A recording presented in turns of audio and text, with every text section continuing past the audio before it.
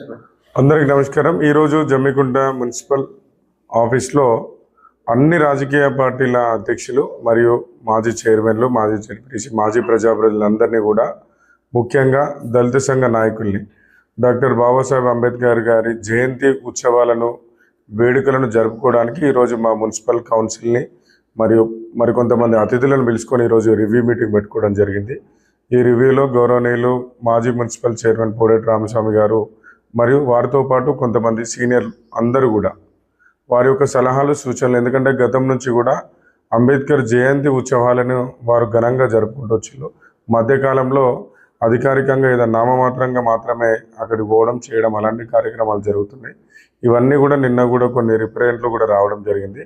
గత వారం రోజులుగా మా 30 మంది అంటే కౌన్సిలర్లం అందరం కూడా ప్రతిరోజు టెలికాన్ఫరెన్స్లో అంబేద్కర్ జయంతి వేడుకల్ని ఈ సంవత్సరం నుంచి ఒక కొత్త ఒరవడికి శ్రీకారం చుట్టాలని చెప్పి 14 ఏప్రిల్ అంబేద్కర్ జయంతి కార్యక్రమాన్ని ఆ రోజు ఉదయం వారికి అక్కడ నివాళులు అర్పిస్తూ, దండలు కానీ పూలతోటి నివాళులు అర్పిస్తూ, అదే రోజు సాయంత్రం జమ్మికుంట ప్రభుత్వ డిగ్రీ కళాశాల మైదానంలో 5 గంటల నుంచి సాయంత్రం 8 గంటల వరకు ఒక సభా వేదిక ఏర్పాటు చేసుకొని, ఆ రోజు ఆ సభా వేదికలో జమ్మికుంట పట్టణంలో ఉన్నటువంటి కొన్ని పాఠశాలలకి అంబేద్కర్ జీవిత చరిత్ర, అంబేద్కర్ రాజ్యాంగంలో వారి పాత్ర అనే ఒక